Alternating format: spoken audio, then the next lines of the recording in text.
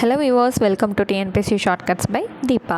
So இந்த வீடியோவில் ஒழுக்கமுடைமை அதிகாரத்தில் இருக்கக்கூடிய 8வது திருக்குறள் தாங்க இன்றைக்கி நம்ம தெரிஞ்சுக்க போகிறோம். அதாவது நியூ சிலபஸில் திருக்குறளில் முதல் அதிகாரம் நமக்கு ஒழுக்கமுடைமை தான் கொடுத்துருக்காங்க இல்லைங்களா. அதில் வரக்கூடிய 8வது திருக்குறள் தான் நம்ம தெரிஞ்சுக்க போகிறோம். ஸோ ப்ரீவியஸாக போஸ்ட் பண்ண 7 திருக்குறளும் நீங்கள் படிக்கணும்னு நினச்சிங்கன்னா அதுக்கான பிளேலிஸ்ட் வந்து 2025க்கான பிளேலிஸ்ட்டுன்னு சொல்லி நம்ம தனியாகவே க்ரியேட் பண்ணி வச்சுருக்கோம். அதில் நீங்கள் படித்து பார்த்துட்டு அடுத்த 8வது திருக்குறள் படிக்க ஆரம்பிச்சுக்கலாம். ஓகேங்களா. ஸோ ரெகுலராக ஒரு திருக்குறள் நம்ம சேனலோட சேர்ந்து நீங்களும் படிச்சுக்கிட்டே வந்தீங்கன்னா எக்ஸாமுக்குள்ளே ஒரு ஆல்மோஸ்ட் உங்களுக்கு முடிக்கிறதுக்கு ரொம்பவே யூஸ்ஃபுல்லாக இருக்கும் நம்மளோட சேனல். ஓகேங்களா. சரிங்க. ஸோ திருக்குறள் என்ன கொடுத்துருக்காங்க அப்படிங்கிறத நம்ம தெரிஞ்சுக்கலாமா? வாங்க திருக்குறள் நம்ம ரீட் பண்ணி பார்க்கலாம். நன்றிக்கு வித்தாகும் நல்லொழுக்கம் தீயொழுக்கம் என்றும் இடும்பை தரும். ஸோ என்ன சொல்லியிருக்காங்க? நன்றிக்கு வித்தாகும் நல்லொழுக்கம் தீயொழுக்கம் என்றும் இடுமை தரும். ஸோ இதை ரீட் பண்ணி பார்க்கும்போதே லைட்டாக ஏதோ புரிகிற மாதிரி இருக்கு இல்லையா.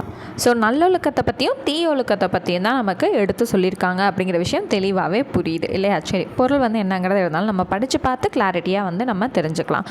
நல்லொழுக்கம் என்பது நன்மை என்னும் விளைவை பெறுவதற்கான விதையாகும். தீயொழுக்கம் எப்போதும் துன்பத்தையே விளைவாக தரும். சரி, முதல் வரியை திரும்ப படித்து பார்ப்போம். நல்லொழுக்கம் என்பது நன்மை என்னும் விளைவை பெறுவதற்கான விதையாகும்.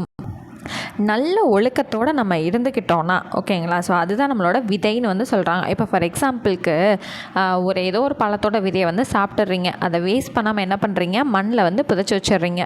அது என்னாகும், பிற்காலத்தில் நமக்கு என்ன நன்மையை தரும், நிழல் கிடைக்கும், அதுலேருந்து ஃப்ரூட்ஸ் வந்து கிடைக்கும் நமக்கு. ஸோ நம்ம வீட்டை சுற்றி வந்து ஒரு நல்ல ஒரு சூழ்நிலையை வந்து ஏற்படுத்தி கொடுக்கும். ஸோ இந்த ஒரு விதையை நம்ம புதைத்து வைக்கிறதுனால அதுலேருந்து என்னென்ன நன்மைகள் வந்து வருதுங்கிறது நமக்கே தெரியும் இல்லைங்களா. ஸோ அதே போல் நல்லொழுக்கமாக இருக்கக்கூடியது நம்ம போடக்கூடிய ஒரு விதை. ஸோ அப்படி நம்ம ஒழுக்கமாக இருந்தோம் அப்படின்னா நமக்கான நன்மை என்னங்க கிடைக்கும்? ஸோ ஆக்சுவலாக கிடைக்க போகிறதே நன்மை தான். ஸோ அந்த விதையை வந்து நீங்கள் விதைக்கிறீங்கன்னா, ஒழுக்கமான விதையை நீங்கள் விதைத்து வைக்கிறீங்கன்னா உங்களுக்கு கிடைக்கக்கூடிய விளைவுகள் என்னென்னா நன்மை, நல்ல விஷயங்கள் மட்டும்தான் உங்களுக்கு நடக்கும் அப்படிங்கிற மாதிரி வந்து சொல்கிறாங்க. ஓகேங்களா. ஸோ இப்போ இதே தீயொழுக்கம்ங்கிற விதையை நீங்கள் விதைச்சி வைக்கிறீங்கன்னா உங்களுக்கு வாழ்க்கை முழுவதும் என்னமாக இருக்குமா, துன்பமாக தான் இருக்கும் அப்படிங்கிறத சொல்கிறாங்க. சரிங்களா. ஸோ எப்போ எந்த பக்கம் இருந்து என்ன பிரச்சனை வருதுங்கிறதே நம்ம தெரியாத மாதிரி இருக்கும். ஓகேங்களா. ஸோ அதுதான். ஸோ நல்லொழுக்கம் என்பது நன்மை என்னும் விளைவை பெறுவதற்கான விதை. ஓகேங்களா. எனக்கு நன்மை கிடைக்கணும்னா நல்லொழுக்கம்ங்கிற விதையை நான் விதைக்கணும். இதே எனக்கு எப்போவுமே துன்பம் இருக்கணும்னா தீயொழுக்கத்துக்கான விதையை விதைச்சா போதுமானது. அவ்வளோதான். ஓகேவா. யாராவது தீயொழுக்கத்துக்கான விதை தான் வேணும்ன்ட்டு தேடி போய் வாங்குவாங்களா? மாட்டாங்க. அப்போ என்ன பண்ணணும், நன்மை கிடைக்கணும்னா நல்லொழுக்கம்ங்கிற விதையை விதைக்கணும். தீயொழுக்கத்தோட விதையை விதைச்சிட்டாங்க அப்படின்னா எப்போவுமே வாழ்க்கை முழுவதும் துன்பமாக தான் இருக்கும் அப்படின்னு சொல்கிறாங்க. சரியா. அப்போ இடும்பைங்கிறதா என்னது, துன்பம். வித்துங்கிறது விதை. ரொம்ப ரொம்ப முக்கியமான 1 மார்க். சரிங்களா. வித்துங்கிறது விதை அப்படிங்கிறது முக்கியமான ப்ரீவியஸ் கொஸ்டின். சரிங்களா.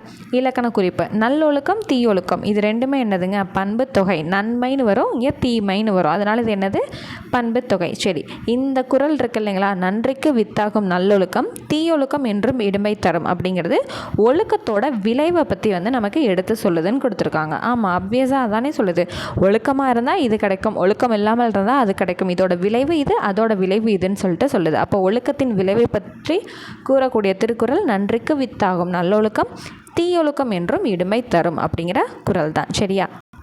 அவ்வளோதாங்க. ஸோ 8வது திருக்குறள் நம்ம படித்து கம்ப்ளீட்டாக முடிச்சிட்டோம்.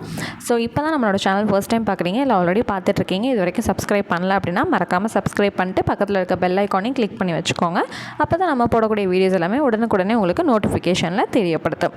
மறக்காமல் உங்களோட ஃப்ரெண்ட்ஸுக்கும் ஷேர் பண்ணி நம்மளோட சேனலுக்கு சப்போர்ட் பண்ணுங்கள். ஓகேங்களா. ஸோ இதே போல் நம்மளோட சேனலில் நமக்கு புது சிலபஸ் இருக்குது இல்லைங்களா, அதோட தலைப்பு வரையாக ப்ரீவியஸ் கொஷின்ஸ் நம்ம கொடுத்துட்ருக்கோம். அதையும் வந்து ப்ளேலிஸ்ட் வந்து இருக்குது, வேணுங்கிறவங்க செக் பண்ணி பார்த்து படித்து தெரிஞ்சுக்கோங்க. ஓகேங்களா. ஸோ நெக்ஸ்ட் திருக்குறளில் உங்களை நான் மீட் பண்ணுறேன். தேங்க்யூ.